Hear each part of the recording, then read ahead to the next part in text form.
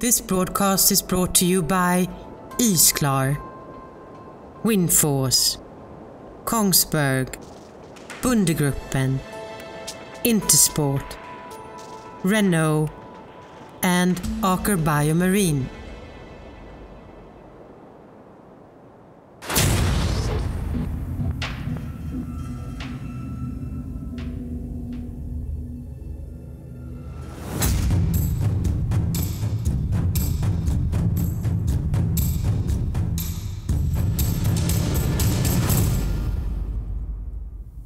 Good morning and welcome to Gaustablikk here in Norway, where we are all set to bring you the 2017 Norseman Xtreme Triathlon, the ultimate triathlon here on the face of the earth. My name is Philip O'Connor, and together with Dag Oliver here to my right and our reporters out in the field, we're ready to bring you all the action and all the drama from what happens out there today. 13,000 years ago, at the end of the Ice Age, nature started to map out this course. 15 years ago, the Norseman Xtreme Triathlon took over and man put the finishing touches on it. Our 246 competitors are currently on a ferry up there in Eidfjord, and we're just about ready to get underway. Dag, what is it we see here? We see all our competitors there. They're basically lining up at the back of the ferry, and in the orange vest there we can see our stewards getting ready to go. Where are they and what are they up to? Now they're just getting ready for the jump. This is the epic beginning of Norseman. So all the athletes jump from the ferry and then they swim and line up for the start, which will then go at 5 a.m. this morning. Okay, so at the moment now we are talking about it's 14 minutes to 5 Central European time. Wherever you are in the world and wherever you're joining us, if you're here to watch a friend or a relative taking part in this wonderful race, we're going inside the ferry now. You can see the athletes there in their yellow caps getting ready for the swim. We have a few of our volunteers there as well. So what we're looking at here, ladies and gentlemen, is the start of probably the ultimate triathlon on the face of planet Earth, is what we've been calling it. And now we have our reporter Merit out in the field. But these are the athletes. The atmosphere earlier was pretty relaxed but also excited. Now it's pretty intense. I think a few of the athletes are a bit scared to jump in the dark fjord because it's still dark here in Eidfjord. But they will leave the ferry and get to the swim start soon. Maybe this guy has the guts to talk to me right now, or yeah, why not? Why not? Yes. Why Where not? are you from? I'm from Slovakia, but I live in Norway. You do. Okay. So what do you expect for this today? Good experience. Expect to be a great race, and let's see what happens after. Just a good feeling, and let's see where we come at the finish. What's your strategy? Do you have a nutrition plan? Yeah, I have everything. A nutrition plan. Basically, strategy is to be focused and basically control it all the way to Gaustad, and let's see what happens on last climb. But you don't get freaked out to jump in the dark fjord? No, I've been swimming here before, so yeah. I don't get too scared so far. But let's see when I'm on the edge. Yeah. And what's your strongest leg? Or weakest? Probably weakest, probably none of them is weakest. So you're a complete athlete? Yeah, let's say that. Good luck. Thank you, appreciate it. There are 40 females only, so there we go. See. That is the scene at the moment from the back of the ferry. Our athletes were up very, very early this morning. As we were saying just before we went over to Maritz there on the boat, we have our 246 athletes on board there. Now, Doug, I believe they've had something of an early cold shower this morning to get them ready for what's waiting when they hit the water. To prepare the athletes for the actual water entry, we do offer a cold shower on board the ferry. We use the fire hoses on board and hose them down there if they want to get acclimatized to the temperature in the fjord. So this is not mandatory. You don't actually have to do this. It's 14 degrees, I believe, in the air and 14 degrees in the water there. As we go back to our pictures from the ferry, our cameraman there bringing it to you. I think he's on dry land there somewhere. And what we're looking at here is the start of a 3.8 kilometre kilometre swim, and that kicks off our 226 kilometre race. So as soon as they hit the water, which they'll be doing soon enough, we have 10 minutes and 34 seconds to start. That's the start of the swim. They'll all line up then. The race will start at exactly 5 a.m. The swim of about 3.8 kilometres, we believe that there is a current that is going to help our athletes this morning. It's very seldom you get that in the fjord, but this morning they're going to have a current that's going to help them. After the 3.8 kilometres, they come to what is called Transition 1. Transition 1, they get out of the water at Transition 1, they change into their cycling gear, they get up on their bicycles, and they have what can only be described as an epic 180 kilometre cycle for that part of the triathlon. We will get into this in much more detail a little bit later on, but if we just talk very quickly about that first transition from the cold water onto dry land, is that difficult for the body to adapt to? Yeah, we know that. By the way, now we have the jump. Okay, now we have the images of the athletes jumping into the water there, one by one. Of course, safety is a major, major priority here at Norseman. We have 150 volunteers, I think it is, out in various different points with various different responsibilities around the coast, around the course. You can see there the volunteers helping them as they jump in. Dawn just breaking here, but still a long way before we have sunlight there. We have very, very strong lights on them there. So there are plenty of boats around. You won't be able to see them just yet, but there are plenty of safety boats around the big ferry there in the middle of Eidfjord at our starting point. So the athletes have started to jump into the water there. You were saying, Dog, that the body takes a little bit of time to adjust when they jump in the water there. So they get a slight shock from the 14 degree water when they go in here, but 14 degrees is good for Norsemen.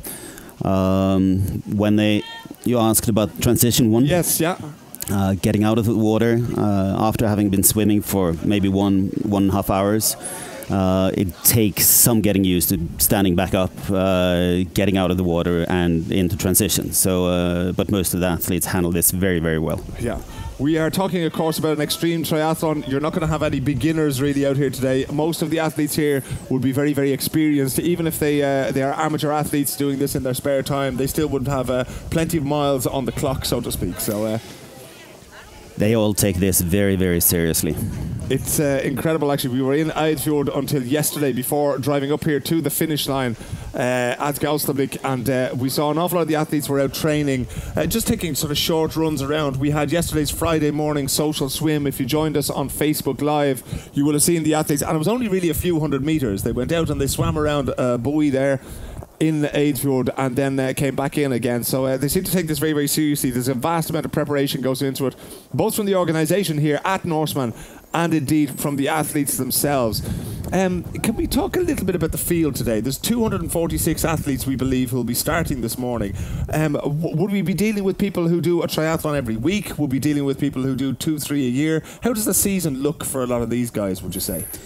And girls, indeed. Triathlon being a summer sport, depending on where you're from in the world, of course, but most activities will happen between April and October. If you're in Northern Europe, it will be mid-May or late May until mid-September. But triathletes, again, most are very serious about it. They do triathlon either because they want to have a varied sport, or they do it with major ambitions. But it takes some training, but it gives you the opportunity to train inside in a pool. You can do your running, you can do your cycling. You don't have to do everything at once. So a varied training throughout the year. That's going to keep you busy. I'm sure there are plenty of hours spent in the pool and on the bike and on the roads. We can see our stewards there guiding everybody into the water. I have to say I wouldn't be in too much of a hurry to jump into the water at this hour of the morning. Just coming up on 6.5 minutes to go to race start. We're trying to get everybody into the water there lined up. Marit was saying that it was a little bit tense there on the boat, but it seems to be very, very relaxed, especially amongst our female competitors there who are just about to join the rest of the starting field in the water. One of the things that struck me about this course as we drove the length of it yesterday, it's absolutely stunning. We spoke a lot about the course itself, but it's the physical beauty of the fjords here in Norway is absolutely incredible. And we really hope that the athletes have some time to enjoy that over the course of the 226 kilometres today. As you can see, a few little waves there, but not very much at all, and a current that is hopefully going to benefit our racers, so we might get a slightly faster time. As Dag mentioned a little bit earlier on, they will be expecting to spend anything from 1 hour to an hour and a half for the quicker athletes in the water. It may take even longer than that for the slightly weaker swimmers, but then they get up out of that and then it's 180 kilometres on the bike, so they're betting in for a very, very long day. We'd again like to take this opportunity to welcome you no matter where you are watching in the world. We're live on YouTube, we are live on nrk.no, the state broadcaster here in Norway, and we very much hope that you enjoy the coverage that we're going to bring you of these fantastic environments. We have several camera teams out in the field at the moment. One of them is on the ferry that we were looking at there. We also have one close by, so we're getting images from there. We're going to have them in cars during the day where they'll be following the running and the cycling throughout the day then. Doug, how long does it take to put a race like this together? How much organisation goes into something like this? Organising Norseman is an all-year job. Yep. We have a team of about 30 people working on the project throughout the year. Yep. And then, as you mentioned, 150 volunteers during the event. We are all volunteers. We have one employee in a 20% position. The rest are happy volunteers from all over Norway and actually several places around the world. It's amazing to see the level of dedication that there is to this sport. We just saw a fantastic dive into the water there. Somebody was doing backflips in there, so obviously they're happy enough to get in the water this hour of the morning. We talked a little bit, I think it was yesterday, the day before, with the athletes themselves. Once they get into this world of triathlon, it almost seems to become like an addiction, you know, that they really sort of enjoy what they're doing and they want to do it more and more and more. You worked with the triathlon organisation here in Norway for a long time. Is that your experience of it? Once people are bitten by the bug, then they're here for life? I think triathlon, as many other sports, it easily turns into a lifestyle. Yeah. And triathlon also appeals, or historically it appealed to a very mature audience. So a lot of people with spare time, extra resources have joined the triathlon community. So addiction, but entertaining and spending a lot of time with it, for sure. It must be a little bit harsh maybe to describe it as an addiction. Now we have most of our athletes in the water at this point in time. Still a few stragglers there getting in, and the race due to start in just over 3 minutes time. Beautiful to see. It's getting brighter and brighter and brighter there at our ferry in Eidfjord, 226 kilometres from where we sit here in Gaustablikk. The finish line basically with this race is not a strange one as such, but it's a setup here where the race will finish on the mountain just behind our commentary position here as we watch competitor number 10 make our way into the water here.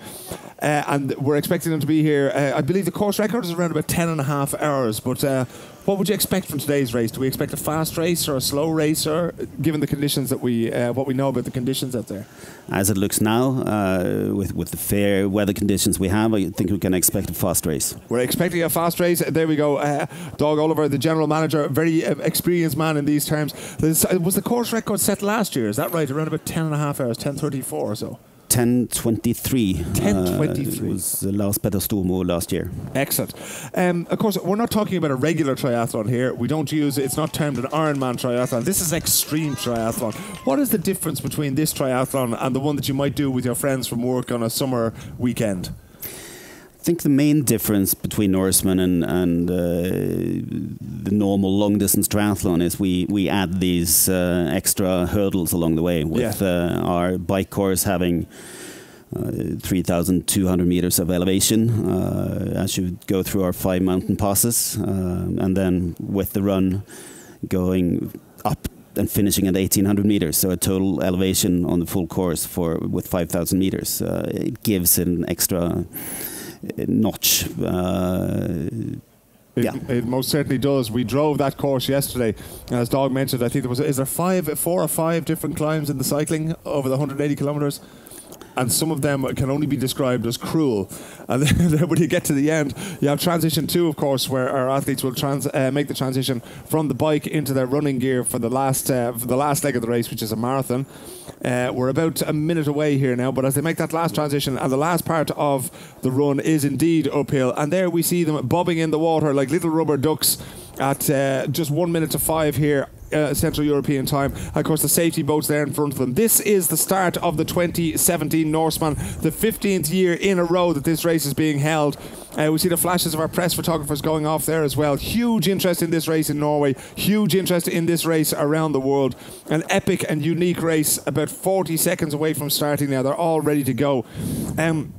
For most of the athletes now, it's just about making a good, solid start. The consensus yesterday when we spoke to them was they want to get in the water, they want to get into their stroke, and just whatever happens after that happens. But important to keep the body temperature up there. Wetsuits, of course, are mandatory in this part of the race because at 14 degrees, it couldn't be described as a lovely summer swim to start the morning, but still quite comfortable, it has to be said.